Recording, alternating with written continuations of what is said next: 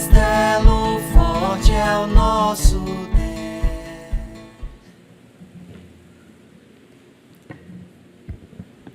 Eu quero saudar a todos os irmãos, desejando que a graça e a paz do nosso Deus seja sobre a vida de cada um aqui nesta noite.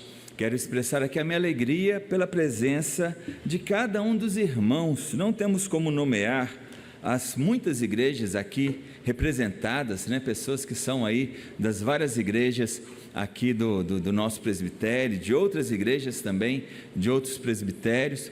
Cada pessoa que está presente aqui, receba aí a nossa gratidão, a nossa alegria. Eu queria só fazer algumas menções especiais.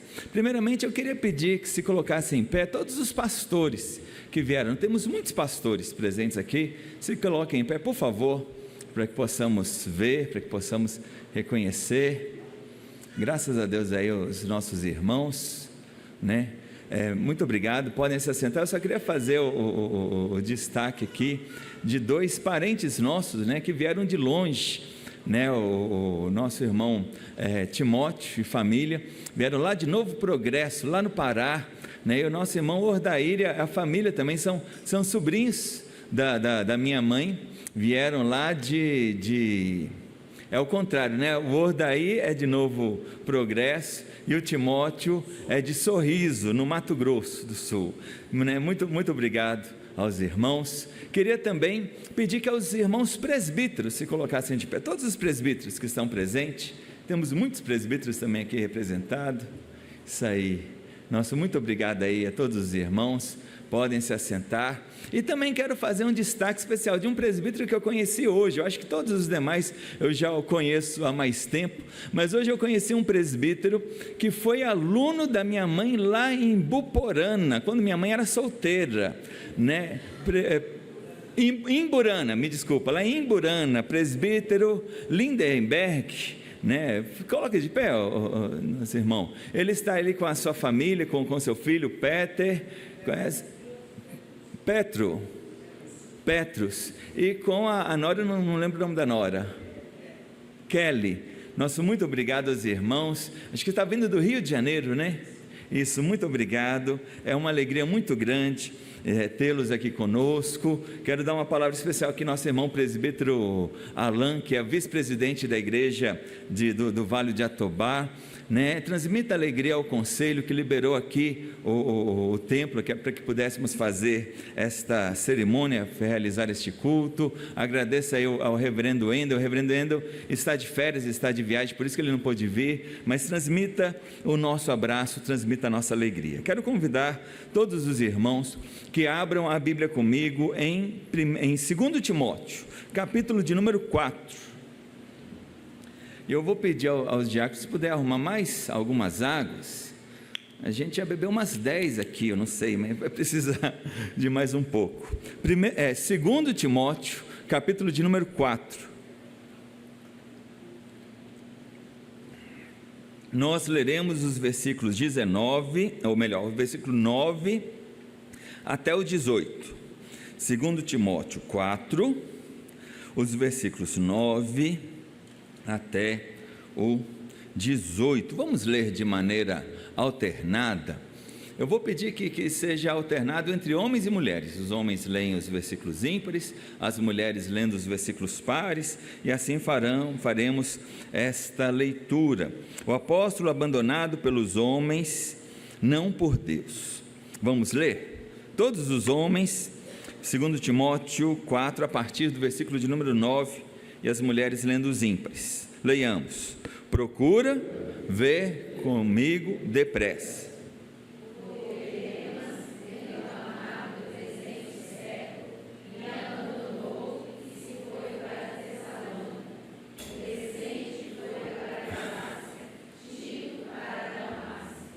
Somente Lucas está comigo. Toma contigo a Marcos e traze-o, pois me é útil para o ministério.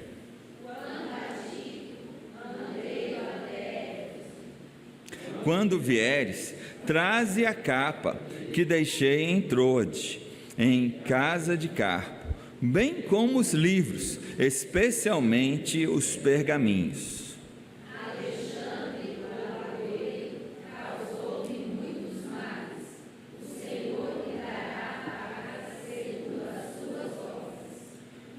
morto, porque resistiu fortemente à nossa palavra.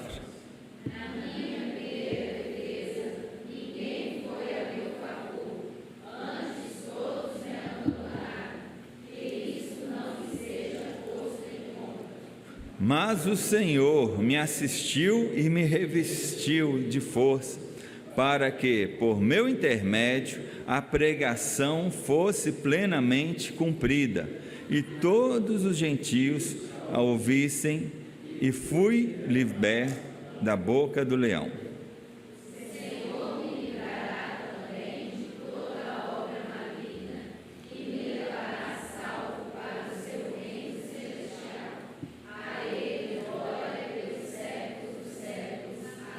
Amém. Vamos orar mais uma vez ao nosso Deus. Deus e Pai, nós somos gratos ao Senhor por esta noite, por podermos, ó Deus, cultuar ao Senhor, podermos orar, podermos cantar louvores, podermos ler a Tua palavra, Deus. E agora que nós iremos meditar na Tua palavra, pedimos que o Senhor venha nos edificar, ó Deus. Fale a nossa mente, fale, ó Deus, ao nosso coração, que o Senhor nos edifique. É a oração que nós fazemos, agradecidos, em nome de Cristo Jesus. Amém. Todos os professores de homilética, obrigado, e os especialistas em homilética falam que não é de bom tom nós utilizarmos assim exemplos pessoais ou contar exemplos pessoais quando nós vamos fazer uma mensagem, quando iremos fazer uma pregação, né? Porém eu peço aqui uma licença aos irmãos, porque hoje o dia assim, é extremamente especial para mim, né? Poder pregar nos 60 anos de ministério do seu próprio pai, é um privilégio que poucos pastores, com certeza, tiveram, né? Não são muitos os pastores que são filhos também de pastores. Agora, ter esta oportunidade, né, de pregar nos 60 anos, no jubileu de diamante do seu próprio pai, é um grande privilégio e torna-se algo extremamente pessoal, torna-se algo extremamente próprio neste momento. E eu gostaria de começar aqui esse sermão contando de um outro privilégio que eu também tive há mais ou menos uns 20 e poucos anos atrás, né? Mais especificamente há exatos 21 anos e meio, né? 21 anos e 6 meses, né? No dia 25 de outubro de 2003, quando eu também estive pregando no dia da jubilação do papai.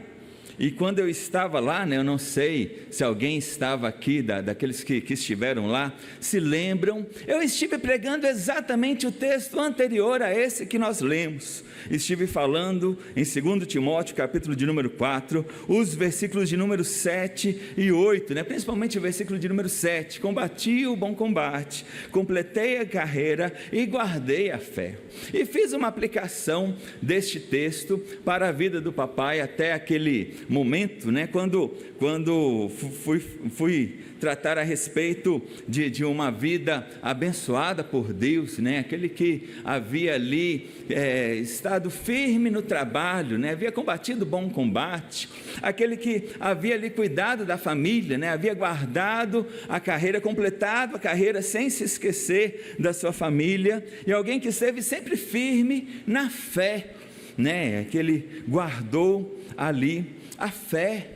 E algo que eu lembro muito bem de ter dito, né, se não me engano foi a introdução do sermão lá de 20 e poucos anos atrás, que algo que eu não via até aquele instante era papai parando de trabalhar.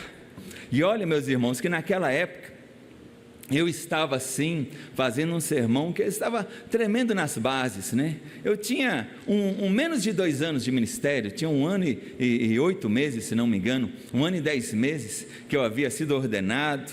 A pregação assim estava com o maior número de pessoas que eu havia pregado até aquele momento, e até hoje é um dos maiores números. Naquela época, se não me engano, nós registramos um caderninho de presença, estava ali por volta de 700 pessoas presentes, e eu recém-formado, lado, pregando lá para um número muito grande de pastores, estava o presbitério inteiro, estava ali o presidente do sínodo, estava ali o secretário do Supremo Concílio presente, professores meus do seminário, eu ali recém-formado, falando ali para aquelas pessoas, né, tendo ali aquele privilégio.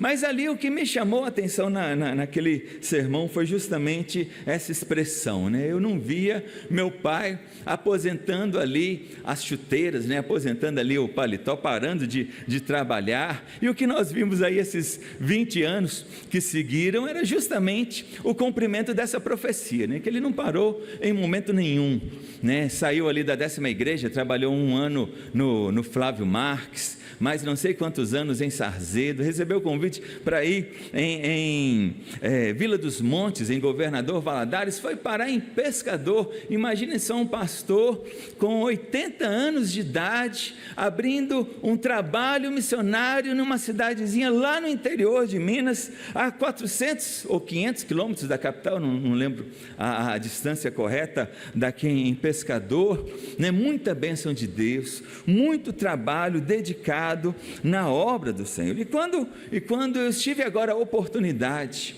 de poder trazer aqui uma mensagem, né? Deus tocou no meu coração para que eu desse uma continuidade àquela mensagem de 20 anos atrás, nos versículos seguintes a esse texto. Aqui eu agradeço a Deus a oportunidade de continuar essa exposição, né? E continuar nesse maravilhoso texto das Sagradas Escrituras, nesta aqui que provavelmente é a última carta escrita pelo apóstolo Paulo. Se ele escreveu outras que não estão registradas na Bíblia, né? Esse é o último texto que ele escreveu, que está registrado nas Sagradas Escrituras. E é uma carta profundamente pastoral. Ele está falando ali ao seu pupilo, ao seu filho na fé, aquele pastor que estava seguindo seus passos, aquele que ele demonstra claramente que tanto amava e que tanto tinha zelo por ele.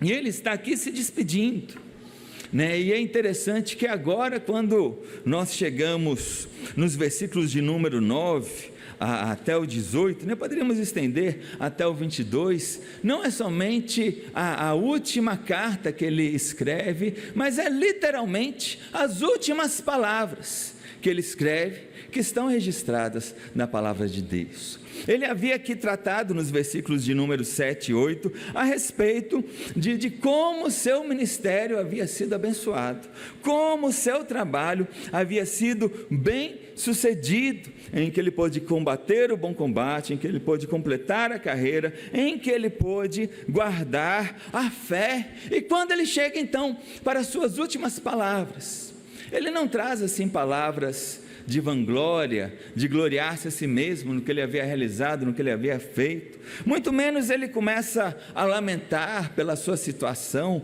ou começa a reclamar da situação que ele estava vivendo ali naquele instante. O apóstolo Paulo, ele traz aqui algumas últimas orientações para o seu pupilo, ele orienta a nossa vida nessas últimas palavras, e ele traz aqui de maneira bem prática alguns conselhos para que o seu filho na fé, Timóteo, e com a oportunidade que nós temos de ler hoje aqui também, para que cada um de nós também possa ter uma vida cristã abençoada por Deus. É isso que eu quero tratar aqui nesta noite, nesses versículos aqui, 2 Timóteo capítulo 4, versículos de número 9 a 18, alguns conselhos práticos, para que nós também tenhamos uma vida abençoada para o nosso Deus. Nós não seguimos assim alguns versículos, mas pegamos o texto como um todo, podemos ver assim de maneira bem clara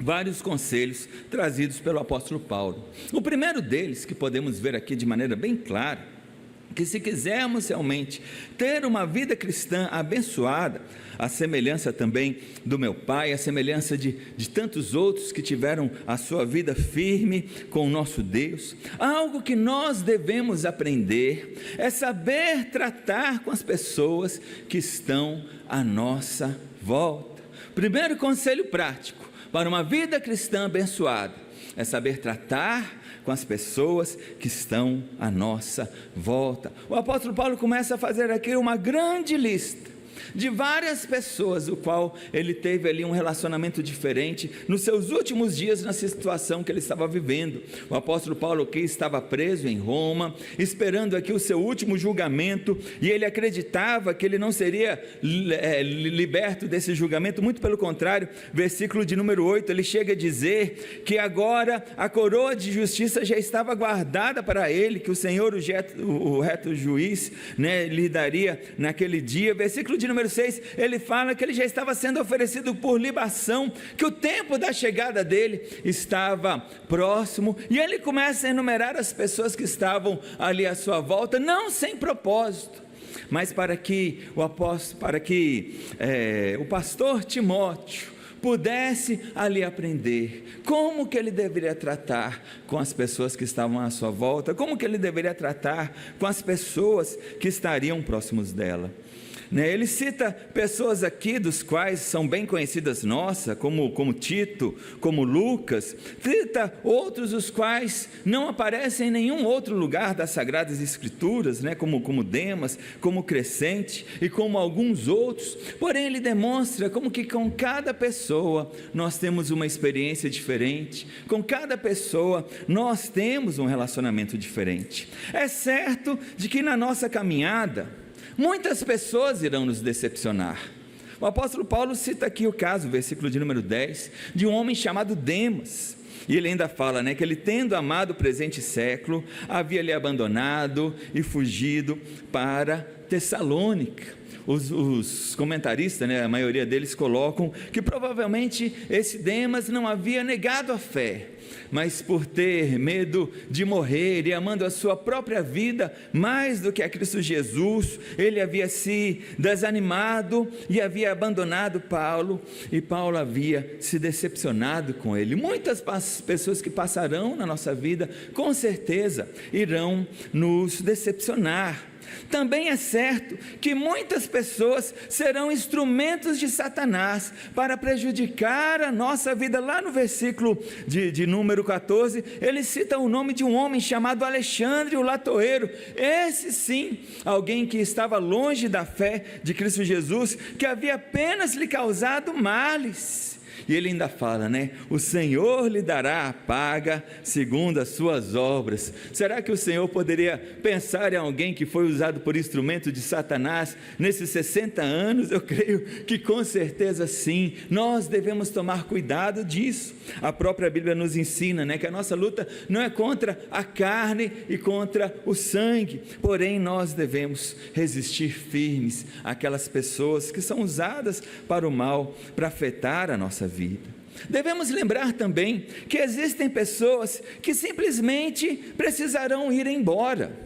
Ele cita aqui ainda no versículo de número 10, Crescente, nós não sabemos quem que era, que havia ido para a Galácia, e Tito, alguém da qual Paulo escreve uma carta pastoral semelhante a essa a Timóteo, e Tito tinha ido para a Dalmácia. Esses dois, ele não nos fala que eles haviam amado mais o mundo, muito pelo contrário. Eram pessoas firmes, companheiras de Paulo, mas que precisaram sair e deixar Paulo por conta de outros trabalhos e por conta de outros ordenados do próprio Deus. Porém, a palavra de Deus nos fala também que haverá muitas pessoas, os quais estarão conosco, por maiores que sejam as lutas. Versículo de número 11, ele cita aqui o escritor do Evangelho, o escritor do livro de Atos, o médico amado Lucas, foi o único que ficou com o apóstolo Paulo naquele instante, Com certeza meu pai poderia enumerar aqui muito mais pessoas que esteve com ele, que o acompanhou nas horas difíceis e nas horas de luta, do que aqueles que foram usados como instrumento de Satanás. Lucas esteve com Paulo desde o capítulo de número 16 de Atos, né, quando ele recebe aquela visão, né, para atravessar a Macedônia e os auxiliar. Se os irmãos perceberem o livro de Atos, até aquele instante é escrito na terceira pessoa, né, ele sempre falando que eles foram, eles fizeram, eles caminharam, e a partir daquele momento de Atos 16, né, o escritor Lucas, ele se coloca na narrativa, trazendo o texto na primeira pessoa, agora falando, olha, nós fomos, nós andamos, nós fizemos, mostrando que ele estava ali junto com Paulo, e agora nos últimos dias, o médico amado está aqui junto com o apóstolo Paulo. Devemos lembrar, meus irmãos, que na nossa caminhada cristã, muitas pessoas precisarão ser perdoadas, pessoas que nos feriram e nos magoaram no passado. Ele nos conta aqui ainda, versículo de número 11, a história de Marcos. Esse Marcos é João Marcos, sobrinho de Barnabé, que na primeira viagem missionária havia abandonado a viagem, havia voltado, não havia aguentado ali os perrengues da viagem, as dificuldades da viagem, e ele foi o pivô da discussão entre Paulo e Barnabé, discussão essa que acabou dividindo ali aquela parceria entre Paulo e Barnabé. Barnabé havia pegado João Marcos e seguido para uma viagem missionária, e Paulo achando que aquele que havia abandonado na metade do caminho não poderia ter uma outra chance de continuar, tal era a seriedade do trabalho. Porém aqui nesse texto Paulo demonstra que não havia guardado nenhum rancor, nenhum sentimento, muito pelo contrário, ele fala, traze-me a Marcos, pois ele me é muito útil. Devemos lembrar, meus irmãos, que pessoas virão ao nosso encontro, como o próprio Timóteo, que ele chama para que viesse a ter com ele. Ele fala que viesse a ter com ele, né, porque ele precisava que Timóteo o auxiliasse, que Timóteo lhe trouxesse algo. São muitas pessoas que estão ao nosso redor. Se nós quisermos ter uma vida cristã abençoada, devemos identificar a cada um, cuidar de cada um, saber tratar a cada um, né, aprender como que cada pessoa diferente vai trazer algo diferente para a nossa vida. E como não falar também das pessoas que não são nomeadas aqui nesse texto. Nós citamos aqui, porém o apóstolo Paulo não citou. Onde estaria Barnabé?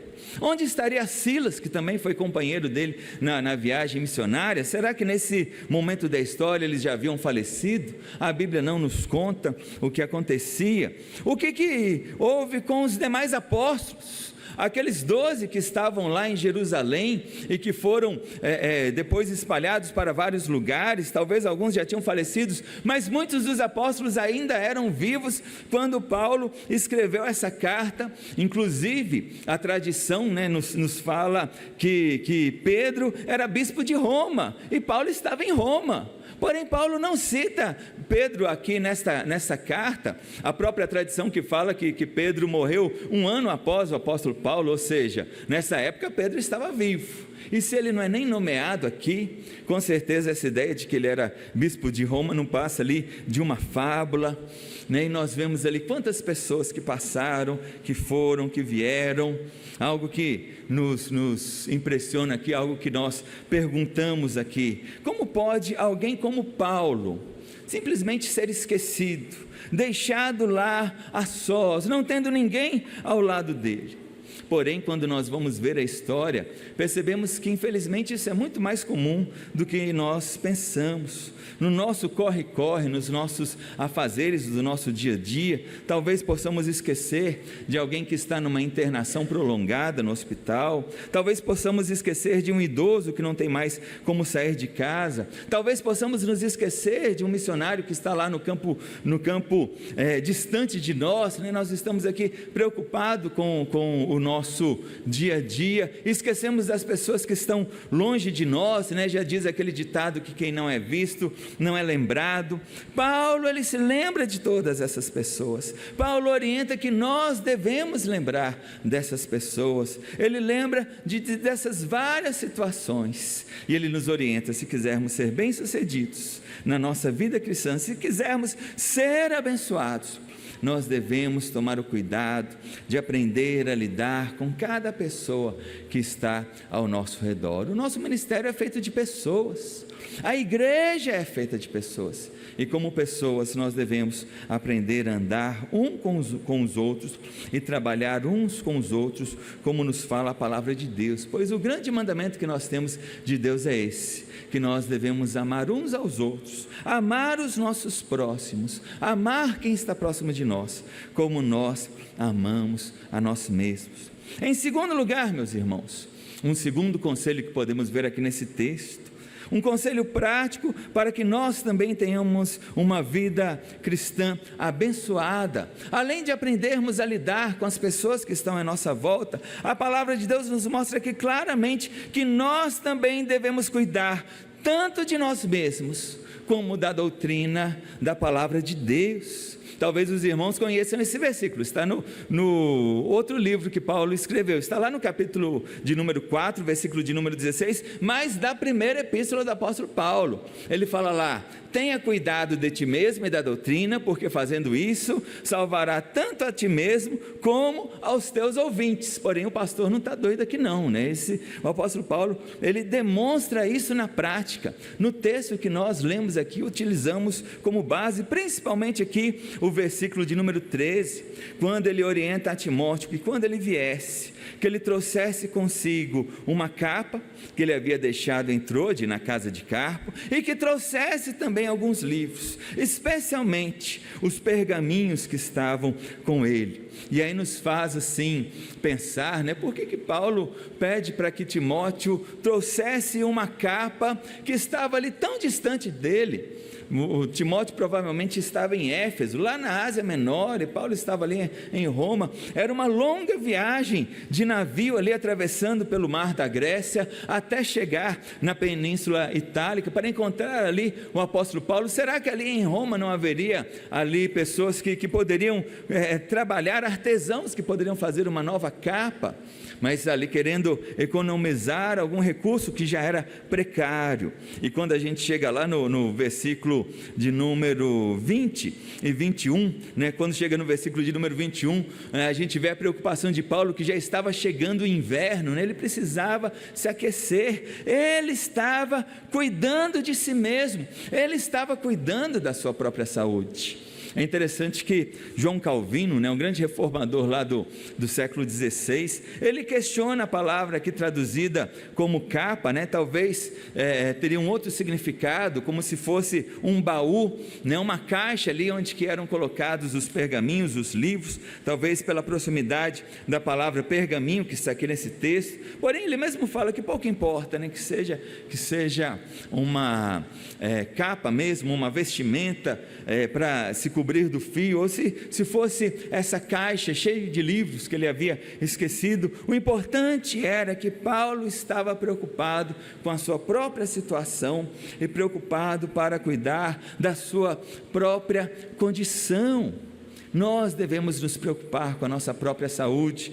Inclusive é algo que eu sempre vi no meu pai, de sempre estar ali vendo consultas e procurando melhorar na sua saúde, cuidando da sua saúde. Era algo sempre importante para ele. E não somente a saúde, mas também a doutrina, né? Ele pede: olha, me traga a capa e me traga os livros. Esse texto, meus irmãos, me chama muita atenção. O apóstolo Paulo estava ali no corredor da morte, ele estava ali pronto para ser usado como libação, oferecido como libação, como ele havia dito no versículo de número 6. Para que Paulo queria estudar, meus irmãos? Ele não tinha mais perspectiva de vida. Para que ele queria ler ali aqueles livros, aqueles pergaminhos? Isso nos mostra que não existe tempo para nós deixarmos de estudar. Devemos estudar até o último dia da nossa vida. Devemos sempre procurar crescer e conhecer de maneira intelectual. E quando ele nos fala aqui, especialmente os pergaminhos, é quase um consenso dos estudiosos que esses pergaminhos fossem parte do texto do Antigo Testamento. Paulo queria estar ali em comunhão com a palavra de Deus até o último dia da sua vida. Até hoje, se os irmãos, qualquer irmão que for lá na casa do meu pai, se chegar um pouco mais cedo ou se chegar um pouco mais tarde, vai ver ele sentado com a minha mãe ali fazendo o culto doméstico, continuando a sua leitura diária da palavra de Deus, que já chega aí às dezenas de vezes, que ele já leu a palavra de Deus, falar, ele talvez não precisasse ler mais, mas ele continua lendo, continua estudando.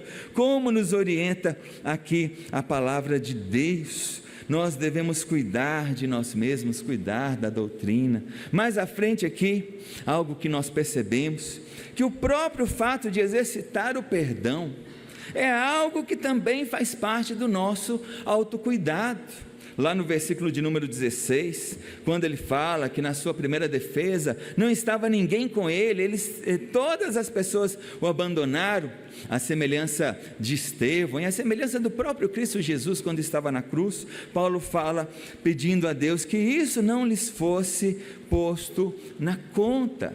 Ele havia perdoado esses irmãos. O perdão também faz parte do autocuidado. Quando nós perdoamos aqueles que nos feriram, quando nós exercemos esse perdão, nós devemos saber cuidar das pessoas que estão em nossa volta, em primeiro lugar. Em segundo lugar, nós devemos ter cuidado conosco mesmo e devemos ter cuidado com a doutrina. Em terceiro lugar, um terceiro conselho prático para uma vida abençoada, para que nós também tenhamos uma vida cristã abençoada. A palavra de Deus nos fala que nós devemos sempre aproveitar as oportunidades de pregar o Evangelho de Deus.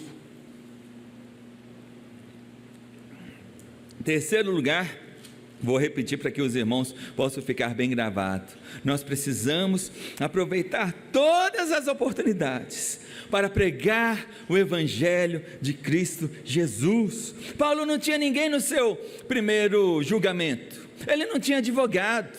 Ele não tinha nenhuma testemunha de defesa. Ele não tinha ninguém que falasse por ele. Somente Paulo poderia falar a respeito dele mesmo.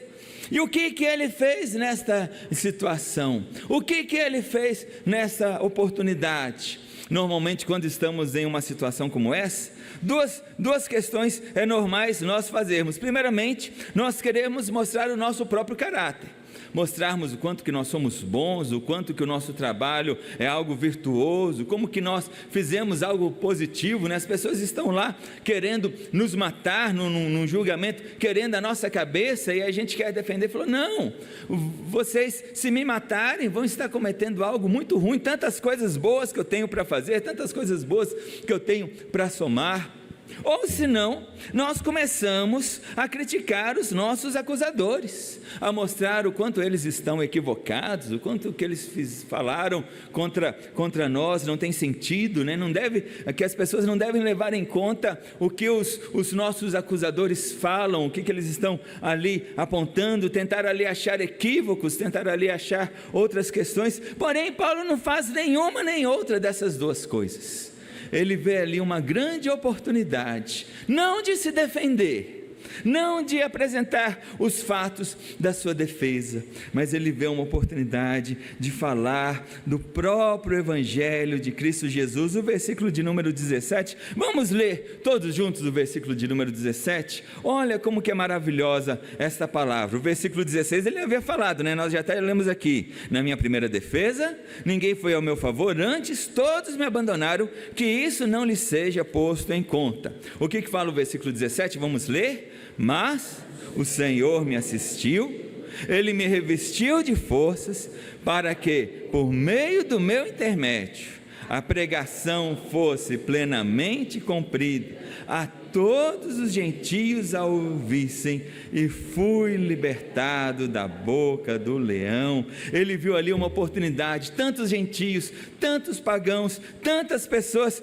que não conheciam a Cristo Jesus, que nunca tinham ouvido falar do Evangelho de Cristo Jesus, e ele começou ali a falar do grande amor de Deus, de ter mandado o seu próprio Filho, Jesus Cristo, ter morrido em favor de nós, pelos nossos pecados. Ele anuncia o Evangelho de Deus, ele fala do Evangelho de Deus. A.W. Tozer, um grande pastor norte-americano, no seu livro que ele diz dos 5 votos para você receber o poder espiritual, no segundo voto ele fala que é uma grande coisa da nossa vida, é que nós nunca devemos nos defender. Quando nós gastamos tempo para tentar defender o nosso próprio caráter e tentar defender a nossa própria vida, nós estamos distraindo do nosso foco principal, estamos nos distraindo do nosso principal propósito, que é anunciar o Evangelho de Cristo Jesus. Deus, ele nos promete que ele viria a nossa defesa,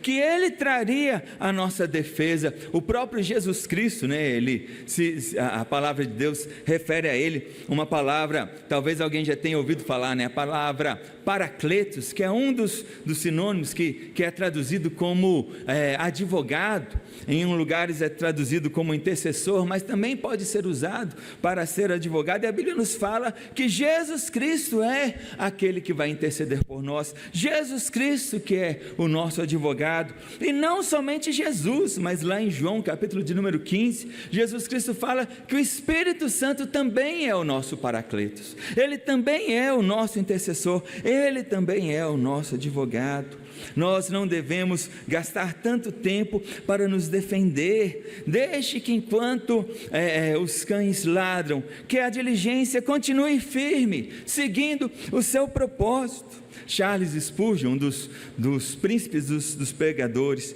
ele chega a dizer que todo cristão, ou ele é um missionário para pegar o Evangelho, ou ele é um impostor. Alguém deixou essa frase assim um pouco mais leve, dizendo que se alguém não é um missionário, acaba se tornando um campo missionário, Spurgeon, ele é mais firme aqui para dizer, e foi isso que o apóstolo Paulo fez. Ele não quis se defender, e preste atenção como que foi eficaz a sua defesa, simplesmente falando a respeito do Evangelho, que ele chega a dizer aqui no final do versículo de número 17, que ele foi livrado da boca do leão. E esse livrado da boca do leão pode significar tanto algo literal, porque naquela época eles jogavam os cristãos nas arenas para serem comidos por feras, por leões, como também tem um significado espiritual. 1 Pedro capítulo de número 5, versículo de número 8, a palavra de Deus fala que nós devemos nos manter firmes na fé, porque Satanás, o nosso adversário, ele anda ao nosso derredor, rugindo como leão, procurando alguém que possa tragar. Se nós sabemos que Deus está conosco, que Ele que nos protege, que Ele que nos guarda, aquele que nos livra, não precisamos temer nem os poderes desse mundo, nem os poderes do mundo por vir ou do mundo espiritual, porque Deus nos livra de todas as coisas, de todas as lutas. Ele livra a nossa vida da morte. Nós então temos esses três conselhos práticos. Se nós também quisermos ter uma vida cristã abençoada, é aprendermos a lidar com as pessoas que estão à nossa volta, é cuidar de nós mesmos e da doutrina, é não perder a oportunidade de falar o Evangelho, de pregar o Evangelho. Porém aqui nós temos um quarto e último conselho do qual nós queremos tratar, principalmente o versículo de número 18, que se nós também quisermos ter uma vida abençoada por Deus, se a nossa vida cristã quer ser realmente uma vida abençoada, em quarto lugar, nós devemos crer que Deus está no controle e que a nossa coroa final, ela está nos céus. Olha o que fala aí o versículo de número 18, vamos ler todos juntos também o versículo de número 18, o que nos fala a palavra de Deus? O Senhor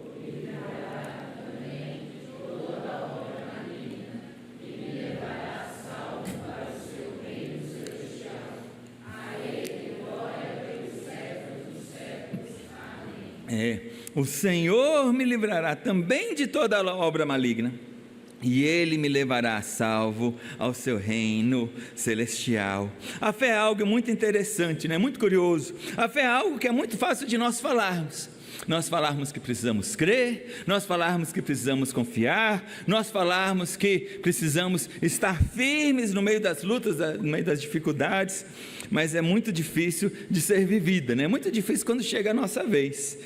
Por mais de uma vez, eu já tive momentos de que tive que simplesmente confiar em Deus, que eu via as portas todas se fechando, que eu via as coisas todas indo o contrário do que eu imaginava, e olha que eu tenho um terço de ministério que tem o meu pai, né? Eu acabei de completar aqui 23 anos de pastorado. Se eu já tenho tantas experiências, quantas mais o reverendo Antônio teve, papai teve, nesses anos de vida, momento que ele simplesmente não saberia o que fazer, que via todas as portas fechando, que lhe acabavam todos os recursos, e agora necessitava única e simplesmente confiar na fé, esperar no nosso Deus. Não é fácil não, meus irmãos, porém, quando nós incentivamos aos outros a se manterem firmes, mas quando nós somos tentados, quando chega a nossa hora de sermos provados, nós ficamos temerosos.